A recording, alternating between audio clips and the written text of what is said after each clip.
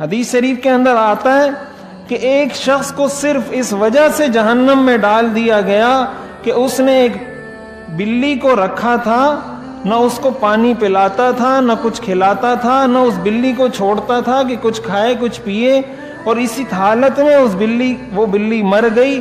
حدیث شریف میں حضور علیہ الصلوۃ والسلام نے فرمایا اس کے اس عمل کی وجہ سے اللہ نے اس کو جہنم میں داخل کر دیا۔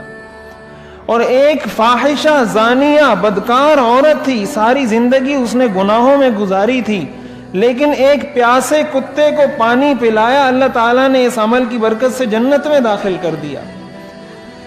یہ انسانیت تو بڑی بات ہے، ہمیں تو جانوروں کا احترام سکھایا ہے، ہمیں تو اس بات کی اجازت نہیں کہ کسی جانور کو تکلیف دی جائے۔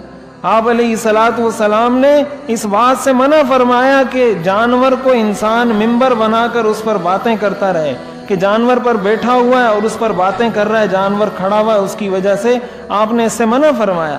جانور آ کر اپنی شکایت حضور علیہ الصلوۃ والسلام کو کیا کرتے تھے کہ میرا مالک مجھے چارہ کم دیتا ہے، مجھ سے کام زیادہ لیتا ہے۔ آپ نے فرمایا اپنے جانوروں کو چارہ بھی صحیح کھلایا کرو، کام بھی ان سے اعتدال سے لیا کرو، ان کو راحت کے لیے آرام کے لیے وقت دیا کرو۔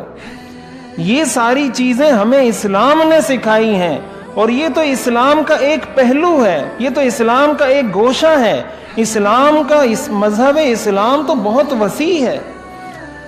اسلام کے مذہب کے اندر تو معاشرت بھی ہے، اخلاقیات بھی ہے، معاملات بھی ہے، کاروبار بھی ہے، معاشیات بھی ہے، عقائد بھی ہے، عبادات بھی ہیں، یہ ساری چیزیں مذہب اسلام کا حصہ ہیں۔